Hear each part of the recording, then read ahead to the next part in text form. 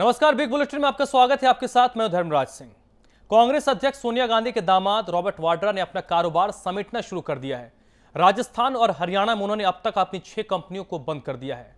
दामाद जी की कंपनियां बंद होने के बाद सवाल उठने लगे हैं कि क्या सत्ता बदलने के बाद उन्हें कारोबार करने में डर लगने लगा है या उनका कारोबार ही काला है। आज बिग बुलेटिन में हम इस मुद्दे पर चर्चा करेंगे। चर्चा की शुरुआत करें उससे पहले आप ये रिपोर्ट देखिए।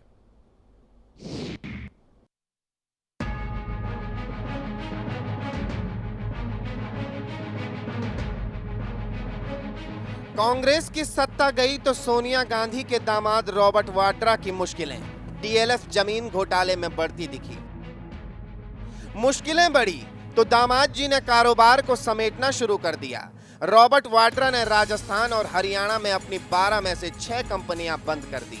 कंपनियों का कारोबार बंद हुआ तो सवाल उठने लगे कि क्या बीजेपी की सत्ता से जमाई जी डरने लगे हैं या कारोबार में ही कुछ काला है जिसका डर अब सताने लगा है।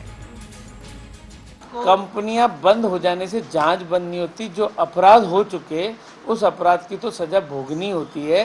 कई लोग अपराध करने के बाद ये कहते हैं कि जो रुपया हमारे में बकाया हम जमा करा देते हैं। आपने पढ़ा होगा कि न्यायालय ऐसे में भी जमानत स्वीकार नहीं करती है।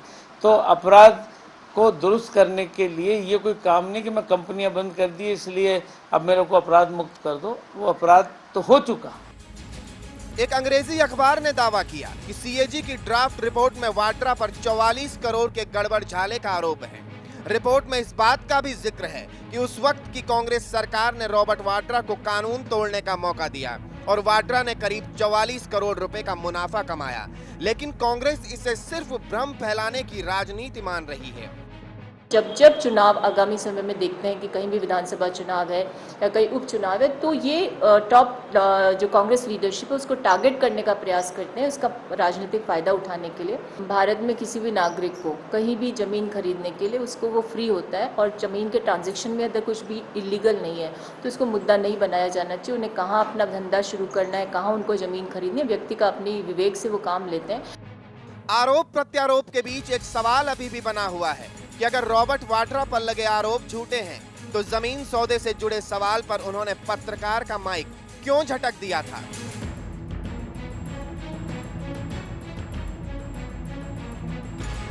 ब्रिजेश सिंह के साथ ब्यूरो रिपोर्ट, समाचार प्लस।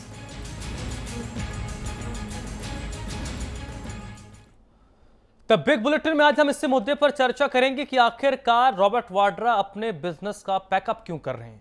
क्या उनको डर सता रहा है कि जो गोरख धंधे हुए हैं अब उन गोरख धंधों का पर्दाफाश हो सकता है, क्योंकि हरियाणा और राजस्थान के अंदर भारतीय जनता पार्टी की सरकार आ गई है। आज इस मुद्दे पर हम चर्चा करेंगे। इस चर्चा मेरे साथ मनोज मुदगल साहब जुड़ रहे हैं, कांग्रेस पार्टी के नेता, और इसके साथ हमारे मैनेजिंग एडिटर अमिताभ अग्निहोत्री जी भी मेरे साथ जुड़ रहे हैं इस स्टूडियो में, और भारतीय जनता पार्टी के नेता फोन लाइन पर हमारे साथ जुड़ेंगे। मनोज जी, आज मेरा पहला सवाल आपसे ही है, क्या ये पैकअप क्यों हो रहा है? क्या वहां पर बिजनेस उनका चला नहीं या फिर उन्हें कोई समस्या हो रही थी, या मूल जो सवाल है जिसको लेकर लगातार सवाल खड़े किए जा रहे हैं कि शायद सत्ता परिवर्तन राज्यों में हो गया इसलिए वो अपने धंधे को अब समेट रहे हैं? देखिए, कोई भी हिंदुस्तान में व्यापार कर सकता है। वो जब चाहे जब शुरू कर सकता है, जब चाहे वो व्यापार को बंद कर सकता है, और जहां की भी जमीन खरीदना चाहे, जिस भी कीमत में खरीदना चाहे, वो स्वतंत्र है। इस मामले में किसी भी प्रकार का नहीं है। मैं इस बात को स्पष्ट करना चाहता हूं कि वो सिर्फ गांधी खानदान के दामाद हैं, कोई कांग्रेस पार्टी के पदाधिकारी नहीं है। ये बार बार उनको जब चुनाव आते हैं तो उनके नाम को चुनाव के आने से पहले भारतीय जनता पार्टी एक मुद्दे के रूप में उभारती है, जैसे चुनाव समाप्त होते हैं मुद्दे के रूप में समाप्त कर देती है।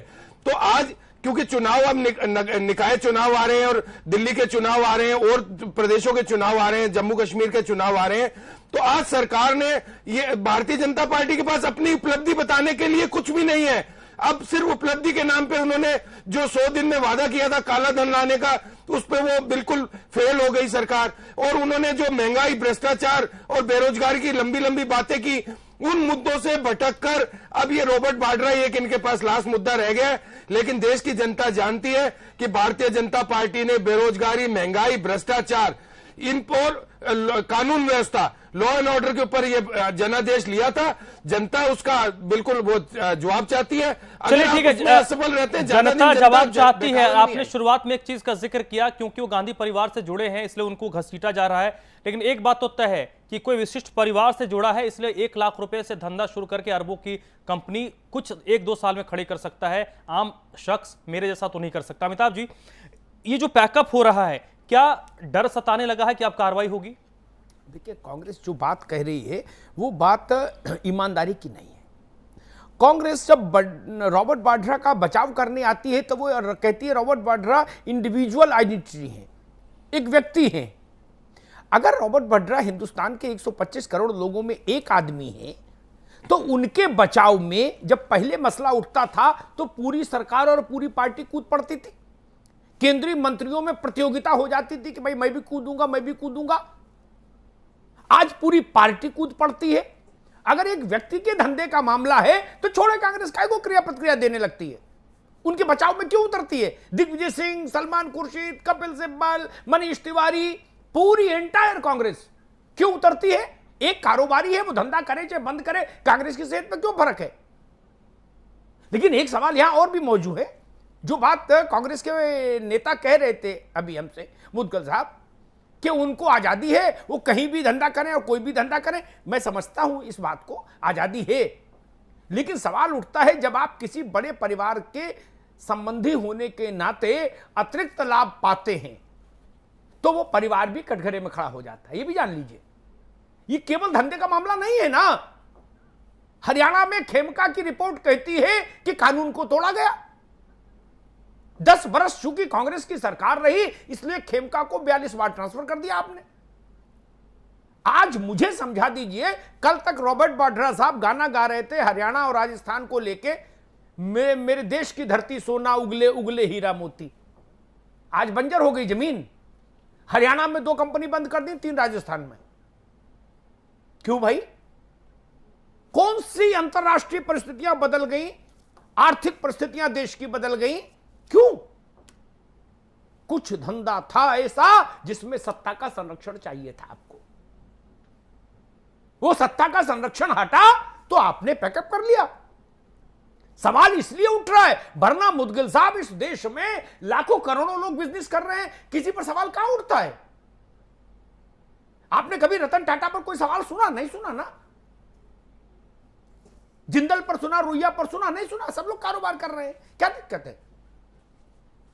जयपुर में इतने सर्राफे वाले हैं, बड़े बड़े कारोबार कर रहे हैं, किसी पर कोई सवाल नहीं उठता। लेकिन कोई यह भी नहीं करता कि कांग्रेस की सरकार आए तो शोरूम खोल ले और भाजपा की सरकार आए तो शोरूम बंद कर ले। ऐसा भी नहीं होता ना। इसलिए सवाल है वाड्रा पर, इसलिए सवाल है कांग्रेस पर।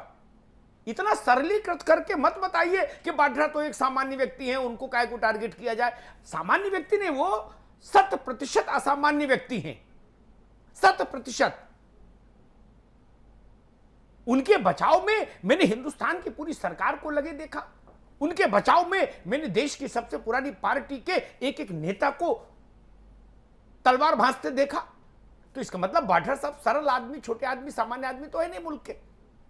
इसलिए कांग्रेस को उस जिम्मेदारी को स्वीकार करना पड़ेगा। जो लाभ, जो चीजें उनको पुराने रिजीम में मिली वो शायद इस रिजीम में नहीं मिल पाएंगी। इसलिए पैकअप का मामला है कि भाई अपना बोरिया बिस्तर समेट लो। ये बड़ी साफ बात है और देश इसको इसी रूप में ले भी रहा है। ये बात तो जब संजय जी ने मारुति का कारखाना खोला था हरियाणा में, मुदगिल साहब, आपको नहीं याद होगा, उस वक्त भी यही बात कांग्रेसी कहते थे कि अरे भाई वो तो अपना धंधा कर रहे हैं। लेकिन बाद में समझ में आया कि उनको भारत सरकार ने, स्टेट बैंक ऑफ इंडिया ने भारत सरकार के दबाव में कैसे लोन दे दिया बिना कागजों के पूरे हुए, और उसके लिए एक नया वित्त राज्य मंत्री बनाया गया। मैं नाम नहीं लूंगा उनका, आज नाम लेना ठीक नहीं, वो संवैधानिक पद पर बैठे हुए। वो इसलिए बनाए गए कि इनकी फाइल क्लियर करो। ये लाभ मिलता है, इसलिए आरोप लगता है। अमिताभ अग्निहोत्री की फाइल जाएगी तो रिजेक्ट हो जाएगी, लेकिन अगर उस फाइल पर नाम किसी दूसरे का लिखा होगा तो उसकी फाइल रॉकेट लॉन्चर की तरह दौड़ती है मित्र, रॉकेट लॉन्चर की तरह। इसलिए सवाल पूछे जाएंगे। मनोज जी, तमाम जो बातें हो रही हैं, जब उन्होंने जमीन खरीदी उस वक्त थोड़े बहुत सवाल पूछे गए, अब सवाल हालात बदल गए हैं, इसलिए सवाल खड़े हो रहे हैं। अगर यहां पर कांग्रेस की सरकार राजस्थान में होती, हरियाणा में होती, तो शायद आज ये स्थिति पैदा नहीं होती, हम ये सवाल नहीं पूछते। और वाड्रा साहब की कंपनी की ओर से कोई बात भी नहीं कही गई है कि हम इस जमीन को क्यों बेच रहे हैं, कारोबार हम क्यों समेट रहे हैं। ये कोई उनको जवाब देना चाहिए था, जो अब तक उन्होंने दिया नहीं है। देखिए धर्मराज जी, इस देश में कोई भी आदमी किसी भी टाइम धंधा कर सकता है। और एक मैं अमिताभ जी की बात का जवाब देना चाहता हूं कि अगर उन्होंने कोई फर्म बंद की है तो इसका मतलब यह नहीं कि फर्म की जांच नहीं की जा सकती। इस देश में कानून है कि आप जिस फर्म को बंद किया जा सकता है, इनकम टैक्स डिपार्टमेंट के पास पूरे अधिकार है कि वो पूरी जांच कर सकती है कि कहां से पैसा आया, किस स्रोत से आया और किस स्रोत से पैसा दिया गया। वो 1 नंबर का पैसा था, 2 नंबर का पैसा था, गलत था, सही था, इसका न्याय इनकम टैक्स डिपार्टमेंट का है। ये बार बार मेरे मित्र भूल जाते हैं कि ये काम इनकम टैक्स के हाथ में है। अब केंद्र में आपकी सरकार है, राज्य में आपकी सरकार है, अब जांच करवाइए। फर्म बंद हो गई, वो कोई देश नहीं छोड़ गए, वो कहीं भाग नहीं गए, कोई अंडरग्राउंड नहीं है, ओपन यही देश में चल रहे हैं, आप उनकी जांच कराइए। चलिए मनोज जी, दोषी होंगे सुधांशु मित्तल जी हमारे साथ जुड़ गए हैं। ठीक, मनोज जी एक उदाहरण दे दें आपको, जिससे आपको बेहतर समझ आ जाए कि देश में सवाल क्यों उठ रहा है। देश में सवाल इसलिए उठ रहा, मैंने कहा कि भाई मैं मनोज मुदगल का मकान खरीदूंगा 50 लाख रुपए का, ठीक जी, और मनोज मुदगिल ने ही मुझे 50 लाख रुपए दे दिए अनसिक्योर्ड लोन। हैवी अमाउंट का अनसिक्योर्ड लोन मिलता ही नहीं कारपोरेट जगत में, देख आइए उदाहरण, ठीक है ना। बात सुन लो पहले पूरी। और मैंने वही 50 लाख मनोज मुदगिल को दे दिए और उनका मकान अपने नाम करा लिया। रॉबर्ट वाड्रा ने ऐसा किया हरियाणा में डीएलएफ के साथ। डीएलएफ को जवाब देते नहीं बना इस बात का कि भाई 60 करोड़ रुपए का आपने अनसिक्योर्ड लोन कैसे दे दिया। देखिए वो प्राइवेट कंपनी है, प्राइवेट कंपनी के क्षेत्राधिकार है, अगर वो अपनी स्वेच्छा से अगर किसी को दे रही है। चलिए मनोज जी, स्वेच्छा नहीं होती सत्ता में, हमको पता है। सुधांशु मित्तल जी हमारे साथ दिल्ली से जुड़ चुके हैं, भारतीय जनता पार्टी के नेता। सुधांशु मित्तल जी, स्वागत है आपका समाचार प्लस पर। आखिरकार राजस्थान में बीजेपी की सरकार, हरियाणा में बीजेपी की सरकार, क्या अब दबाव बनने लगा है रॉबर्ट वाड्रा साहब के ऊपर, जिसकी वजह से वो पैकअप कर रहे हैं? ऐसा ही तो स्वाभाविक है, क्योंकि जब इनकी सरकारें थी तो ये अपेक्षा करना कि वो सरकारें इनके खिलाफ इनके भ्रष्टाचार की जांच करेगी, ये तो संभव ही नहीं था। अब हमारी सरकारें हैं और जिसमें किसी का इनके प्रति इतना लगाव तो रहने वाला नहीं कि उनकी गलत करी हुई चीजों को भी सही ठहराएगा। तो ये तो स्वाभाविक है और इसलिए एक बौखलाहट और एक चिंता हर जगह होना ये स्वाभाविक है।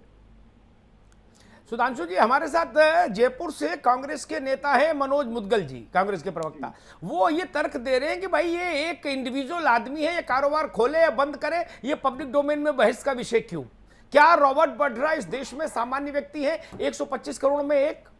ऐसा मुझे एक बताइए, जो जना एसपीजी प्रोटेक्टी होगा, जिसको एयरपोर्ट पे जाते समय जिसकी जांच नहीं हो सकती, जिसके पास सब सुविधाएं उपलब्ध है, यहाँ तक कि सरकारी मकान में वो रहते थे, उसके बाद क्या हम लोग ये बहाना ले सकते हैं कि वो प्राइवेट व्यक्ति हैं? ये तो कहना जो है अपने गुनाह को छुपाने के लिए कोई ना कोई तर्क, मैं इन तर्कों को कहता हूँ तर्क, वितर्क और कुतर्क, ये कुतर्क है। मैं एक और चीज कहना चाहता हूँ, अगर सच्चाई है तो छाती सामने खोल के खड़े हुई, कहिए सच्चाई है, जिसको जो जांच करनी करता रहे। उसके लिए ये तर्क ना दीजिए कि क्योंकि ये जो है ये प्राइवेट इंडिविजुअल है इसलिए पब्लिक डोमेन में नहीं होना चाहिए। कहिए मेरी जिंदगी जो है खुली पतंग, वो खुला वो है, आप इसको सारी चीज को जो है पब्लिक, क्या फर्क पड़ता है? मित्तल साहब, दामन साफ होगा उसको थोड़ी, बिल्कुल मित्तल साहब, लेकिन मेरा आपसे सवाल यह है कि हरियाणा में फिलहाल आपकी सरकार बनी, राजस्थान में आपकी सरकार तकरीबन 10 महीने से है, चुनाव, विधानसभा चुनाव से पहले एक बड़ा मुद्दा बना था, लेकिन ये अचानक से ये मुद्दा फिर से तब गरमाया जब उन्होंने पत्रकार के सवाल पर बदसलूकी की।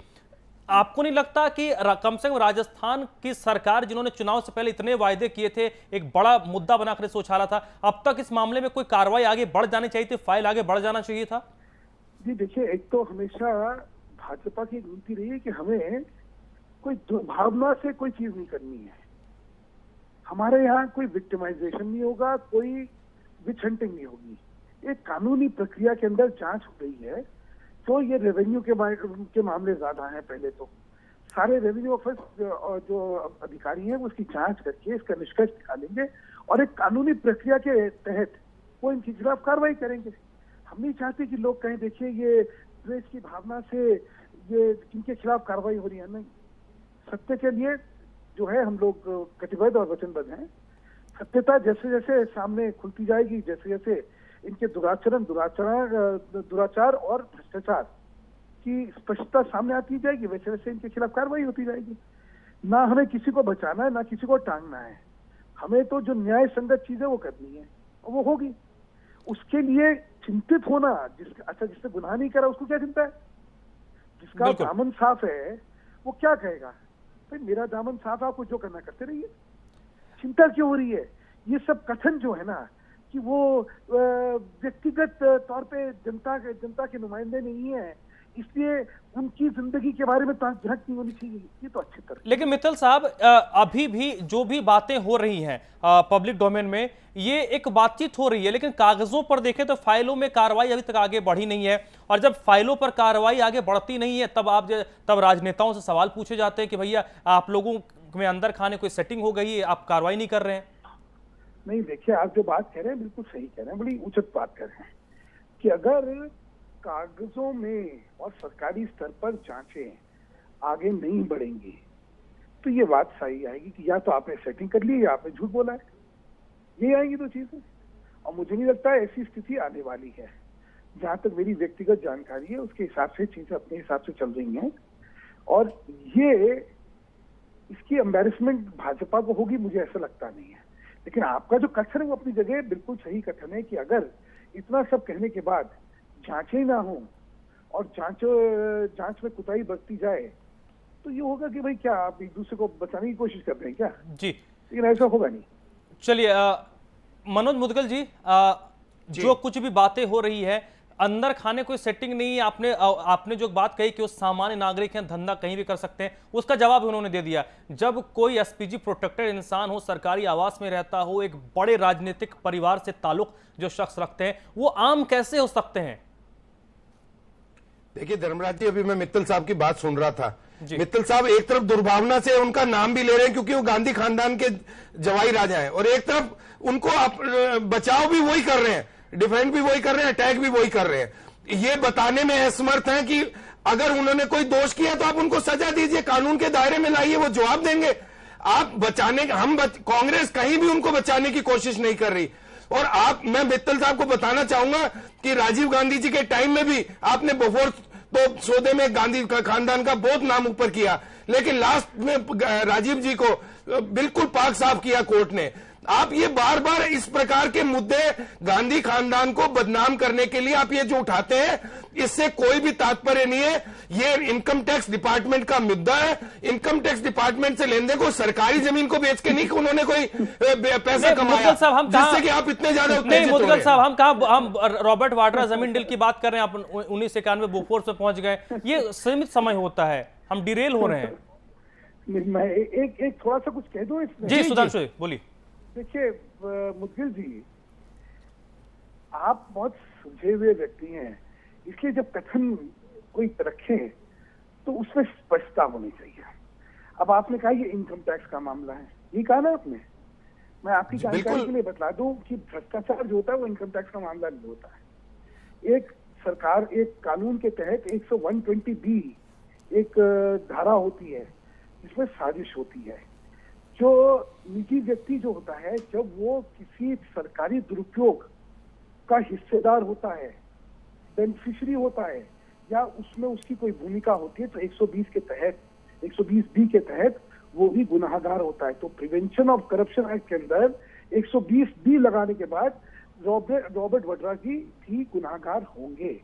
तो इसलिए ये कहना कि ये इनकम टैक्स का मामला है, इसलिए इसमें जो है जांच आपराधिक मामले की नहीं हो सकती, ये शायद आपका कथन सही नहीं है। इसको एक तो ठीक कर लीजिए। चलिए एक बात जी। दूसरी बात और समझिए, मैंने जैसा आपसे कहा, कांग्रेस का कथन और बयान यही होना चाहिए, हमारा दामन साफ है, जिसको जो करना है वो करे। हम हर जांच के लिए तैयार हैं और हम हर जांच का स्वागत करते हैं। आप जहां हम जांच की बात कहते हैं, हम इन विषयों की बात कहते हैं, ऐसी बौखलाहट और ऐसी बिलबिलाहट होती है कि आप लोगों के लिए ठीक नहीं है, क्योंकि इससे क्या है, आपके गुनाह की स्पष्ट पुष्टि हो जाती है। तो कृपा करके ये ना करिए। अगर वाकई दामन साफ रखना है अपना, और आपको कम से कम ये दिखाना कि हमारा दामन साफ है, तो कम से कम इन विषयों पे ना बौखलाहट ना दिखाइए। बिल्कुल मैं तमाम बिल्कुल मित्तल साहब, हाँ नहीं, जब ऐसी चीजें होती हैं तभी सवाल खड़े होते हैं, इसलिए हम सवाल खड़े भी कर रहे हैं। चलिए अमिताभ जी, संपादकीय टिप्पणी। देखिए मुदगिल साहब, कुछ चीजें बड़ी साफ हैं लोक जीवन में।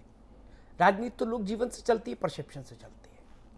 आज मैं कहीं ले चिट्ठी भेजूं और उसमें सेंडर में मेरा पता हो, और उस पे मान लीजिए किसी विशिष्ट व्यक्ति के आवास का पता हो मेरा भी, तो मेरा स्टेटस अपने आप बदल जाएगा, कानून में नहीं, व्यवहारिक तौर पर। ठीक है ना, अपने आप बदल जाएगा। आज आप चिट्ठी भेज दो कहीं केयर ऑफ 7 रेसकोर्स रोड है नई दिल्ली, तुरंत बुलावा आ जाएगा आपको। आपकी योग्यता नहीं देखी जाएगी, फिर भूल जाओ उस बात को, तुरंत कॉल आ जाएगा कि मुदगिल साहब तुरंत आ जाइए, जहाज की टिकट भेज रहे हैं। और नहीं तो आप 20 साल तक चिट्ठी भेजते रहोगे, उत्तर नहीं आएगा। ये फर्क है ना, इसलिए सवाल उठता है। बिल्कुल गांव की भाषा में मैंने आपको समझा दिया कि सवाल क्यों उठता है। उठना भी चाहिए। मुख्यमंत्री का नातेदार, प्रधानमंत्री का नातेदार, बड़े लोगों के नाते रिश्तेदार, ये सब उस ट्रांसफार्मर से बिजली लेके अपने अपने घर के बल्ब जलाते हैं। तो जब बल्ब आपने जलाए हैं तो सवाल तो उठेगा ना भैया। ये आपने अपने घर से बिजली कनेक्शन थोड़े लिया, एक पावर हाउस था, वहां से आपने भी कटिया खींच ली, उससे आपके घर की भी बिजली जली। मैंने आपको एक चावल दिखाया, मैं अर्थशास्त्र का जानकार नहीं, एक चावल मैंने बता दिया कि मैं मकान खरीदने गया आपका, आप इस हाथ से आपने मुझे 50 लाख रुपया दे दिए, मैंने इस हाथ से आपको दे दिए, मकान मेरा हो गया। यानी मुझे तो मुफ्त में मकान मिल गया, आपने केवल पेपर्स पर एंट्री घुमा दी। जनता बेवकूफ, उसको समझ नहीं आएगा कि क्यों घुमा दी गई एंट्री। इस सामान्य व्यक्ति के लिए तो नहीं घूम सकती। लोक जीवन में इन सब चीजों का बड़ा मूल्य होता है। और एक बात सुधांशु मित्तल ठीक कह रहे थे, कांग्रेस जब जब उत्तेजित होगी तब तब कटघरे में खड़ी होगी। अगर किसी पत्रकार ने सवाल पूछ ही लिया लैंड डील का, तो उसका माइक फेंकने की क्या जरूरत थी भाई। किसी व्यापारी को आपने इतनी हिम्मत करते देखा कि माइक फेंक दे? नहीं ना। इनकी कैसे हो गई, इनकी कैसे हो गई हिम्मत? भाई कोई गुनाह कर दिया था क्या पत्रकार ने? कोई गुनाह किया था मनोज जी? नहीं ना, पत्रकार है ही इस काम के लिए। आप खुद को खुद कटघरे में खड़ा करते हैं और दूसरे पर आरोप लगाते हैं कि भाई ये लोग हमको परेशान कर रहे हैं। आप क्यों नहीं शांत चित्त होकर बैठते? एक ही टिप्पणी कांग्रेस की आनी चाहिए कि भाई ठीक है, कानून अपना काम करे, हम क्या दिक्कत इसमें। क्यों आप दिग्विजय सिंह जी पलटवार करने की कोशिश करते हैं? अगर ये इंडिविजुअल है तो इनको भुगतने दीजिए, करने दीजिए। निष्पक्ष होंगे, निर्दोष होंगे, बच जाएंगे, दोषी होंगे, जेल जाएंगे। इसमें दूसरे का क्या लेना देना? इस देश में हजारों लाखों लोग जेल जाते हैं और हजारों लाखों लोग मुकदमों में बरी भी हो जाते हैं। ये उतना सरल खेल नहीं। दिल में आप भी जानते हो, हम भी जानते हैं, जनता भी जानती है। राजस्थान में निकल जाइए, किसी गली में, किसी मोहल्ले में पूछिएगा, ये तो बड़े घर के हैं दामाद, पूछ लीजिएगा भाई सांसद जी का दामाद सामान्य आदमी है या विशेष है, विधायक जी का लड़का सामान्य है या विशेष, ये पूछ के हमको बता दीजिएगा। कल जो उत्तर मिले मैं मान लूंगा सामान्य है। सामान्य नहीं है, ये लोग सामान्य लोग हैं। जब आप एसपीजी के प्रोटेक्शन में उतरते हैं, कहीं जमीन लेने जाते हैं, तो जमीन देने वाला आधा जमीन में तो वैसे ही गड़ जाता है हमारे खौफ के। छोटी बात है क्या? मनोज मुदगिल जी जहां जाएंगे मारुति 800 से, उसका प्रभाव और एसपीजी से के प्रोटेक्शन में उतरने वाले का प्रभाव, रूट लग जाए पूरे इलाके में, ट्रैफिक रोक दिया जाए, फर्क है ना धंधे में। मुदगिल साहब, धंधे में फर्क है ना। यही फर्क आपको विशेष बनाता है। इसी फर्क के चलते आप कटघरे में खड़ा होंगे, और होना भी चाहिए। देश के टैक्स पेयर का करोड़ों रुपया साल में इनके ऊपर खर्च हो रहा है सुरक्षा पे। एक सवाल पूछ लूं ईमानदारी से कांग्रेस भर से, जो गरीब हैं उनकी हिफाजत का पैसा टैक्स से दो, ठीक है। क्या रॉबर्ट वाड्रा गरीब हैं? वो तो दिन भर वर्जिश करते हैं किसी न किसी 5 तारा होटल में, ठीक है ना। वो कसरत भी 5 तारा में करते हैं, अखाड़ा में नहीं। आप समझ रहे ना। उनके सुरक्षा का पैसा देश के गरीब आदमी के टैक्स के पैसे से क्यों? जब उनके पास करोड़ों अरबों रुपए की संपत्ति है, करोड़ों अरबों रुपए का ट्रांजैक्शन है, तब रॉबर्ट वाड्रा अपने सुरक्षा के खर्चे को खुद व्यय क्यों नहीं करते? ये सवाल गलत है क्या? भाजपा नहीं पूछे, लेकिन मैं तो पूछूंगा भाई, मेरे टैक्स का पैसा है, ये कांग्रेस के दफ्तर से थोड़ी ना आ रहा पैसा। क्या रॉबर्ट वाड्रा इतने सक्षम नहीं है कि 7 करोड़ 8 करोड़ जो भी साल में उनके ऊपर खर्च हो रहा है उसकी भुगतान उनकी कंपनियां करें, जिनके वो मैनेजिंग डायरेक्टर हैं, मालिक हैं? इसमें कोई गुनाह है क्या? कोई विछंटिंग है क्या? कोई पूर्वाग्रह है क्या? नहीं, ये सवाल उठने चाहिए। और केवल रॉबर्ट वाड्रा के लिए नहीं, जितने जमाई राजा हैं, जितने बेटे हैं बेटियां हैं, सबके लिए सवाल उठना चाहिए। हिंदुस्तान इस ढंग का बोझ नहीं ढो सकता, ढोना भी नहीं चाहिए। जनता को इसका विरोध करना चाहिए कि आपका दामाद समर्थ है, ये बेरोजगार होते, गरीब होते, दरिद्र होते, इनकी सुरक्षा का खर्चा सरकारी खाते से जाता, समझ आता। ये कारोबारी है, अपना खर्चा खुद उठाएं। यही मसला है, यही मुद्दा है, यही लोक जीवन में सवाल है। क्या भाजपा कहती, क्या कांग्रेस कहती, मेरा उससे वास्ता नहीं, लेकिन जनता ये कहती है कि ऐसा क्यों हो रहा है। मुदगिल साहब, इसका जवाब सोचिए और थोड़ा वाड्रा साहब को भी समझाइए कि थोड़ा व्यवहार संयत रखे। उत्तेजना में कई बार दलदल में फंस जाता है आदमी। बहुत बहुत धन्यवाद। तो चलिए, आज के इस चर्चा में अभी बस इतना ही। सुधांशु मित्तल साहब फोन लाइन पर जुड़े, आपका बहुत बहुत शुक्रिया। तन्मय जी शर्मा हमारे साथ जुड़ने वाले थे, वो आए नहीं। मनोज मुदगल जी, बहुत बहुत शुक्रिया, चर्चा में आप हमारे साथ जुड़े। अमिताभ जी, आपका भी बहुत बहुत शुक्रिया। तो फिलहाल बिग बुलेटिन में अभी बस इतना ही।